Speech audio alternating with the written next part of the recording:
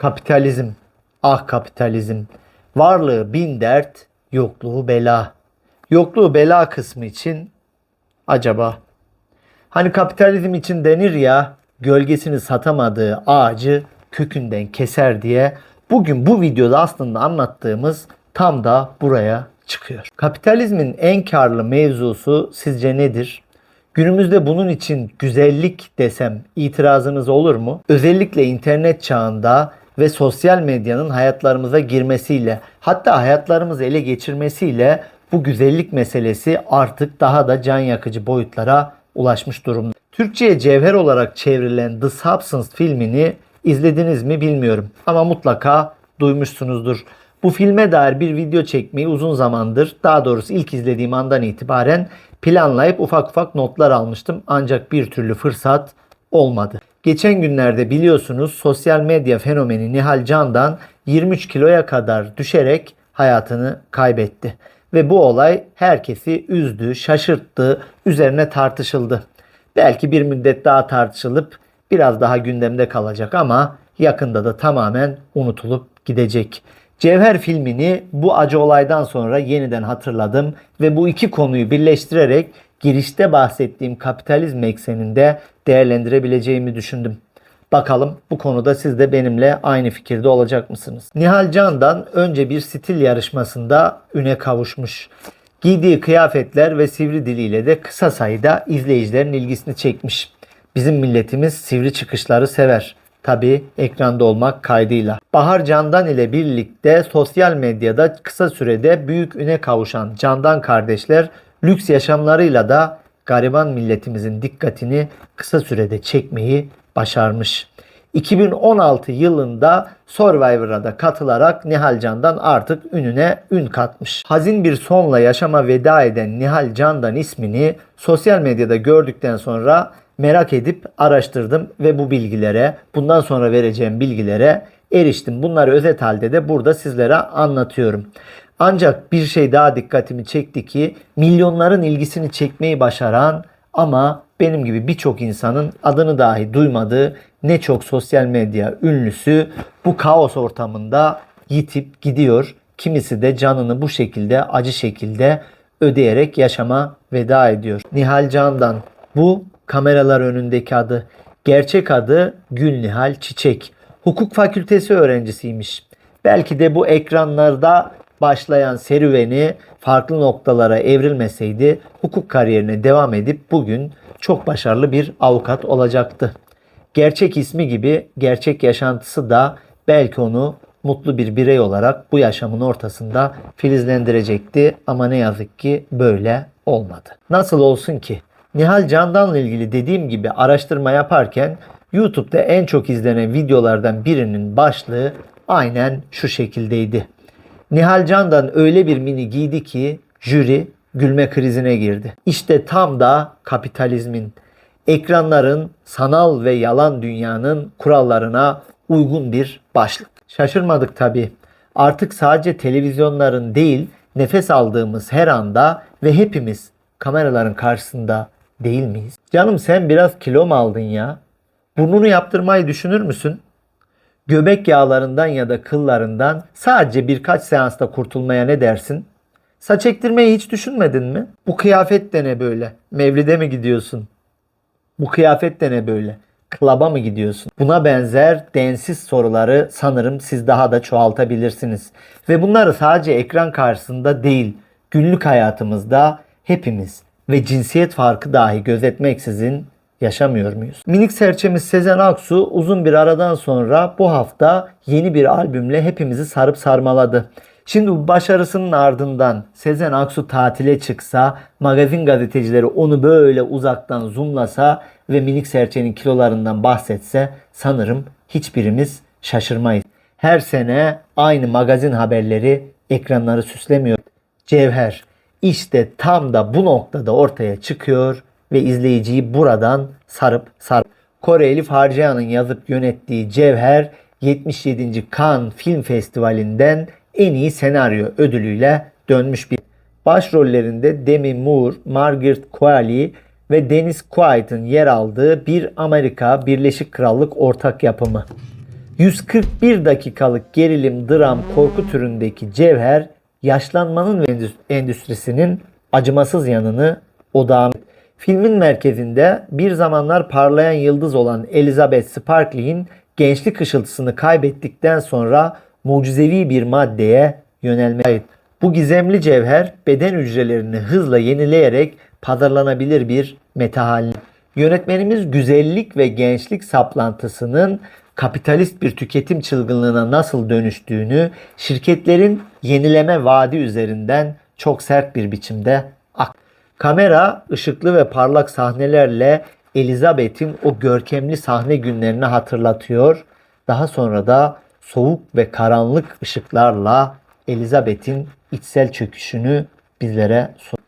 Cevher yalnızca bir korku gerilim filmi değil, Hollywood'un yaş ve cinsiyet ayrımcılığına dayalı arka planını da gözler önüne seriyor. Başroldeki Elizabeth artık 50 yaşına gelmiştir ve cinsiyetçi yapımcı tarafından ekrandan el çektirir.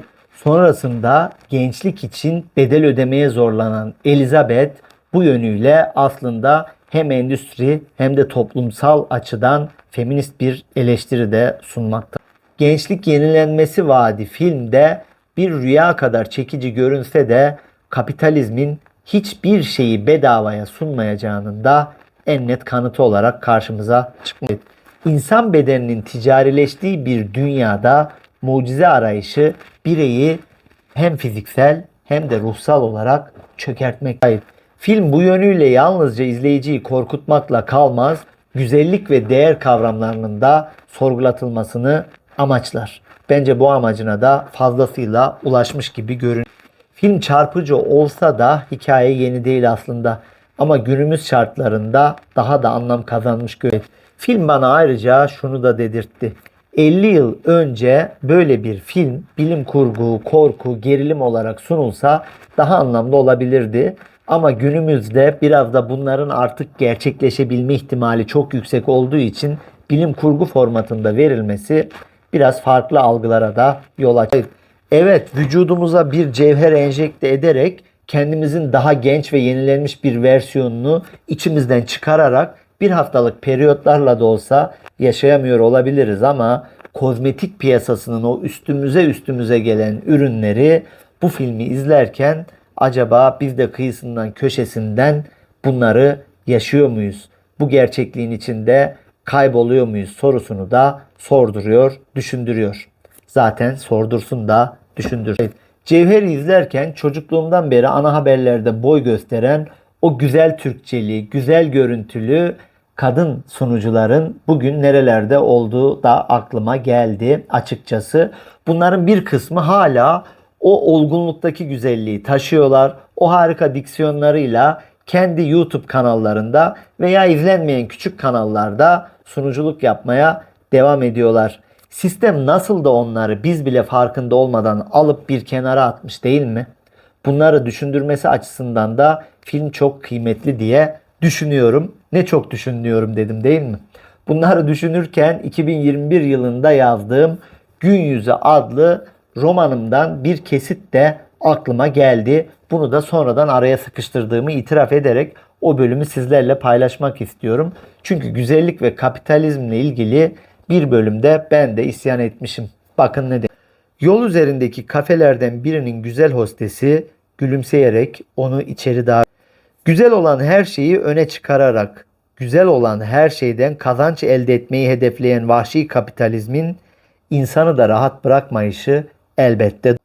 Güzel olmanın, yakışıklı görünmenin, havalı durmanın gereklerini her yıl güncelleyerek insanlığı bu görünmez anayasaya sadakatle bağlı kalmaya davet eden bu sisteme insanlığın kayıtsız şartsız teslim oluşuna hazıra alıştırılmış insan evladının ne yiyip içeceğinin, nasıl giyineceğinin, hangi ürünleri kullanacağının görünmez el tarafından belirlenmesinin bir isyana dönüşmesi şöyle dursun, büyük bir kolaylık olarak şükranla kabul edilmesi ne yaman şey.